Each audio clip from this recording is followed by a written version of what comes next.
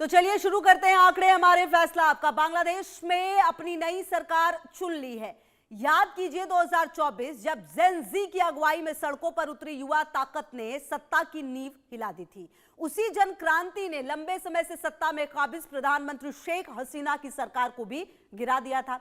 लेकिन वो कहते हैं जो दूसरों के लिए गड्ढा खोदता है वो खुद भी उस गड्ढे में गिर जाता है। ऐसा ही हुआ स्टूडेंट पार्टी एनसीपी के साथ। जिस एनसीपी ने आंदोलन करते हुए बांग्लादेश में नई क्रांति को जन्म दिया था, आज वही एनसीपी लुढ़क गई है। एनसीपी लुढ़क गई। बांग्लादेश में 30 सालों में पहली बार आवामी लीग चुनाव में बैलेट पेपर से गायब रहा। वो पार्टी जिसने दशकों तक सत्ता की धुरी संभाली, पिछली सरकार के पतन के बाद निलंबित है। राजनीति का मैदान अब 3 ध्रुवों में बंट गया। पहला बीएनपी की वापसी की लहर, दूसरा 11 दलीय गठबंधन जिसकी अगुवाई जमात इस्लामी कर रहा था, और तीसरा युवाओं की नई आवाज एनसीपी। अब सवाल यही है, क्या बीएनपी इस जनादेश को स्थिरता में बदल पाएगी? क्या नई सरकार देश को राजनीतिक उथल पुथल से निकालकर आर्थिक और कूटनीतिक संतुलन दे पाएगी? यह अपने आप में बेहद महत्वपूर्ण हो जाता है, क्योंकि आपको बता दें बांग्लादेश में तारीख ने सियासत जो है वो बदल दी है। और अब भारत से आखिरकार क्या संबंध होंगे? दोस्ती होगी या फिर तकरार होगा? बांग्लादेश में बदलाव जो है वो देखने को मिलेगा। हिंदुओं पर क्या अत्याचार जो है वो रुकेगा? मोदी का मिशन, तारीख, दोस्ती या फिर सख्त शुरुआत, ये सबसे महत्वपूर्ण हो जाता है। और ऐसे में अब देखना यह है कि भारत के पड़ोसी देश में जहां पर सत्ता बदली है, उस सत्ता के बदलने के बाद आखिरकार भारत के संबंध बांग्लादेश से आने वाले संबंध में कैसे रहेंगे। तो अब आप ये समझिए कि आपको बता दें कि 17 साल बाद बीएनपी की जीत हुई है। तो सबसे पहले आपको बता देते हैं कि सीटों का जो गणित है वो समझ लीजिए कि 17 साल बाद इस चुनाव में बीएनपी को बंपर जीत मिली है। जी हां, जनता ने बीएनपी पर भरोसा जताते हुए जमात को बांग्लादेश से उखाड़ फेंका है। अब आपको बता दें कि कहीं ना कहीं 17 साल के बाद, ये देखिए, जो 17 साल के बाद बीएनपी की जीत है वो हुई है। आप देखिए बीएनपी 212 पर, जमात को 77, कुल सीटें 299 है। बहुमत के लिए चाहिए था 150, तो बहुमत से काफी आगे बीएनपी निकली है और सत्ता में जो वापसी है वो हुई है। अब कुल मिलाकर बड़ी जिम्मेदारी होगी, क्योंकि आप देखिए पिछले कुछ समय से, खास करके जब से आपने देखा होगा कि शेख हसीना जो है उन्होंने सत्ता से जब से वो हटी हैं, तब से जो यूनुस सरकार है वो सरकार चला रही है, लेकिन तब से लगातार जो स्थितियां हैं बांग्लादेश में कभी भी स्थिर नहीं देखने को मिली है। जी हां, तो बांग्लादेश, आपको बता दें कि चुनाव हुआ है, बीएनपी को कमान मिली है। बांग्लादेश नेशनलिस्ट पार्टी ने आम चुनाव में 299 सीटों में से 213 सीटों पर जीत हासिल कर ली है और तारिक रहमान का पीएम बनना भी लगभग तय है। जी हां, तारिक रहमान 2 सीटों पर चुनाव जीते थे। और आपको बता दें कि तारिक की किन सीटों पर जीत हुई और जमात इस्लामी कितनी सीटों पर जीता, इसको भी अब आप समझ लीजिए। ढाका 17 और बोगुरा 6 सीट पर चुनाव जीते हैं। इसके अलावा बांग्लादेश में तारिक रहमान का पीएम बनना कहा जा रहा है कि तय है। जी हां, लगभग तय है कि ये प्रधानमंत्री बनेंगे, और अगर प्रधानमंत्री बनेंगे तो 14 फरवरी को कहा जा रहा है, यानी कि कल शपथ भी ले सकते हैं। और जमात इस्लामी 74 सीटों पर आपको बता दें कि जीती है। इसके अलावा जो ढाका है वहां पर 15 सीट से शफीकुर रहमान जो है वो चुनाव जीते हैं। जी हां, ढाका में 15 सीट से शफीकुर रहमान जो है वो चुनाव जीते हैं। जमात इस्लामी के प्रमुख हैं शफीकुर रहमान, आपको बता दें कि जमात इस्लामी के प्रमुख हैं शफीकुर रहमान। तो अब ये पूरा जो हिसाब किताब है वो आपने देखा। बहरहाल अब देखना तो ये है कि सत्ता में जो परिवर्तन हुआ है वो क्या आने वाले समय में किस तरह की दस्तक जो है वो देता हुआ नजर आएगा। बांग्लादेश में तारिक सरकार के आने पर पीएम मोदी ने भी तारिक रहमान को बधाई दी। अब जल्दी भारत बांग्लादेश के रिश्तों में सुधार आ सकता है। आइए जानते हैं पीएम मोदी ने क्या कुछ कहा है। ग्राफिक्स के जरिए हम आपको ये भी समझाते हैं तारिक से पीएम मोदी ने क्या कहा। तो आपको बता दें कि देखिए पीएम ने कहा तारिक रहमान को निर्णायक जीत के लिए बधाई। पीएम ने यह कहा है ये जीत आप पर जनता का भरोसा दिखाता है। जी हां, ये जीत आप पर जनता का भरोसा दिखाता है। भारत प्रगतिशील बांग्लादेश के साथ खड़ा रहेगा, ये बात भी पीएम जो है वो कह रहे हैं। हम मिलकर दोनों देशों के संबंधों को मजबूत करेंगे। जी हां, और एक साथ मिलकर काम करने का इंतजार होगा। तो ये पीएम मोदी ने ये तमाम बातें कही हैं। और अगर पीएम ने ये बात कही है तो अब ये भी जान लेते हैं कि बांग्लादेश में तारिक रहमान के आने से क्या हिंदुओं पर अत्याचार कम होगा। तारिक रहमान भी कह चुके हैं कि वो हिंदुओं के साथ हैं। तो देखना दिलचस्प है भारत और हिंदुओं पर तारिक का क्या असर पड़ेगा। इसको आप ग्राफिक्स के लिए ऐसे समझिए, ग्राफिक्स से भारत के लिए तारिक सही है या नहीं। भारत के लिए आपको बता दें जमात से बेहतर मानी जा रही है बीएनपी। जी हां, तारिक पहले ही भारत से अच्छे रिश्ते चाहते हैं और आपको बता दें कि कट्टरपंथी जमात की जगह बीएनपी से डिप्लोमेसी जो है वो आसान होगी। बांग्लादेश में हिंदुओं की सुरक्षा को लेकर पहले भी जो तारिक है वो कह चुके हैं। तारिक ने कहा था बांग्लादेश जो है वो मुसलमानों और हिंदुओं दोनों को का है, दिक्कत सिर्फ शेख हसीना के मुद्दे पर हो सकती है।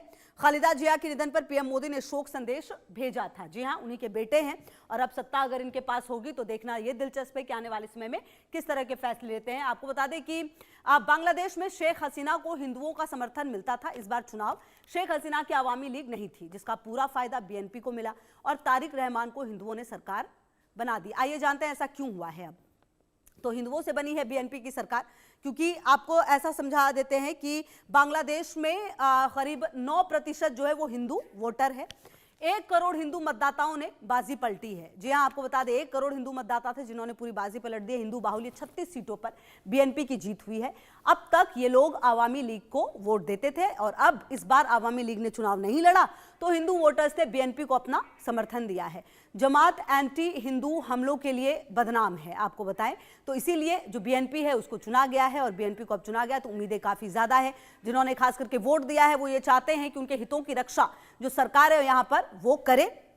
बहरहाल आपको बता दें कि हितों की रक्षा होगी या नहीं ये तो देखना होगा, लेकिन पिछले कुछ समय से जिस तरह की स्थिति बांग्लादेश में है, बांग्लादेश भी स्थिरता चाहता है, हर हाल में चाहता है कि अब बांग्लादेश में जो शांति है वो बनी रहे और आने वाले समय में, क्योंकि चुनाव भी इसी उम्मीद के साथ जो है वो कराए जाते हैं कहीं पर भी।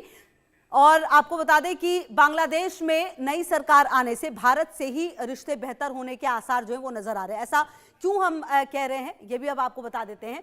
बांग्लादेश में नई सरकार भारत से रिश्ते बेहतर होंगे, जी हां, ऐसी उम्मीद तो की जा रही है।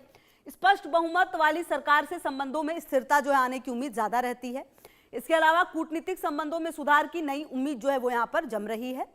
सीमा सुरक्षा में भी बेहतर समन्वय हो पाएगा ऐसी भी उम्मीद है। यूनुस सरकार में व्यापार घटा था, अब फिर बढ़ सकता है ये भी कहा जा रहा है, क्योंकि कई सारी चीजें थी जिस पर समन्वय बन नहीं पाया। बांग्लादेश में हिंदुओं के लिए सुरक्षा की उम्मीद जो है वो की जा रही है। तो ये जो है कहीं ना कहीं अब बदलाव जो किए गए हैं उसके बाद अब देखना ये बेहतर है कि आने वाले समय में किस तरह की जो परिस्थितियां हैं वो अब नजर आएंगी। देखिए 17 साल के बाद तारिक रहमान को बांग्लादेश की कमान मिली है। इससे पहले 2008 से 2024 तक शेख हसीना की सरकार थी, अब तारिक को कमान मिली है। जी हां, 17 साल के बाद ये जो बड़ा बदलाव है वो आप कह सकते हैं किया गया है। 2008 से 2024 तक शेख हसीना की सरकार थी और आपको बता दें कि 2008 में आवामी लीग को 230 सीटें मिली थी। 2014 में आवामी लीग 234 सीटों पर जीती थी। तो 2008 से आपको बता दें 2014 में देखिए 234 सीटें मिली थी इन्हें। इसके अलावा 2024 में आवामी फिर से रिपीट हुई थी, तख्ता पलट हुआ था। 2018 में 258 सीट, 2024 में तख्ता पलट के बाद पहले चुनाव में बीएनपी की जो वापसी है वो हुई है, क्योंकि 17 साल के बाद वापसी हुई है और वापसी भी देखिए पूरी बहुमत के साथ हुई है। तख्ता पलट हुआ और उसके बाद जो बीएनपी की वापसी है वो हुई है। अब बीएनपी की वापसी हो तो गई है, लेकिन अब सरकार चलेगी कैसे ये अपने आप में देखना और समझना बेहद महत्वपूर्ण है। तो चलिए अब आगे बढ़ते हुए अब आपको बांग्लादेश चुनाव को लेकर कुछ प्रतिक्रियाएं भी सुना देते हैं। इस चुनाव पर पूर्व राजदूत और विदेश मंत्रालय के पूर्व राज्य मंत्री का क्या कुछ कहना है, सुनिए जरा। I think, yes, the elections were not inclusive, and we have said repeatedly that they should be inclusive. So I think that now that the results are out, one of the first things maybe the new Prime Minister will think about is to lift the ban on the participation of the Awami League. He should, I mean, maybe not now, but maybe like very soon, where the Awami League can resume its political activities. They will not be in parliament certainly, but they could resume their political activities, and that is important. I think the people will also be expecting that. That will be an important factor. But the result itself, yes, it is quite unexpected in the sense that I had also written many pieces that everybody was expecting a unity government, a national unity government. Well, the biggest message of this election is that Bangladeshi women have demolished the Jamaat-e-Islami.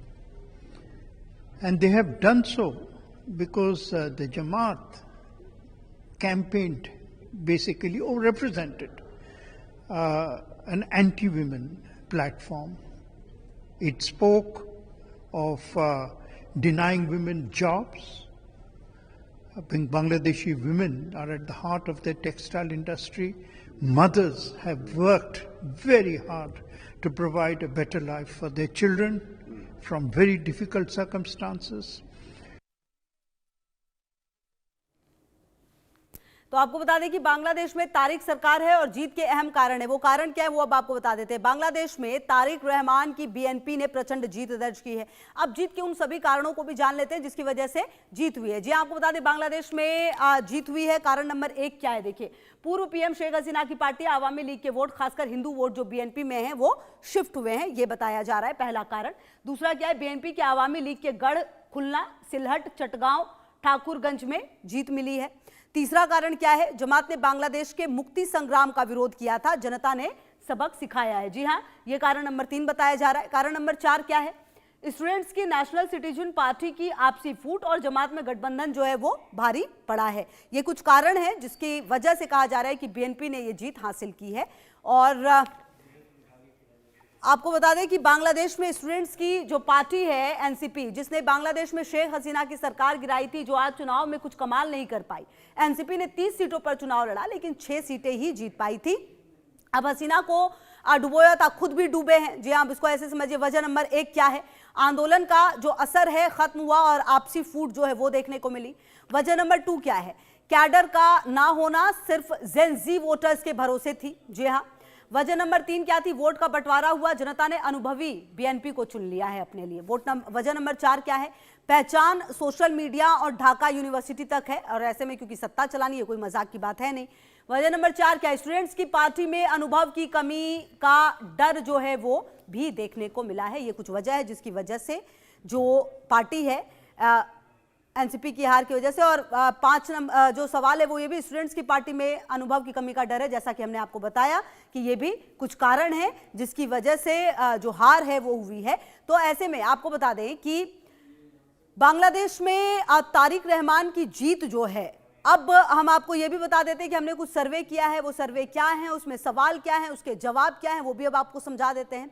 पहला सवाल जो सर्वे में हमने किया वो ये कि बांग्लादेश में तारिक रहमान की जीत भारत के लिए फायदेमंद है या नहीं। ये देखिए, ये सवाल था जो हमने किया कि बांग्लादेश में तारिक रहमान की जीत भारत के लिए फायदेमंद है या नहीं, ये सवाल था जो हमने किया था। अब इसमें क्या परसेंटेज आया है वो भी देखिए, आखिरकार लोग क्या कह रहे हैं। देखिए, हाँ फायदा हो सकता है 30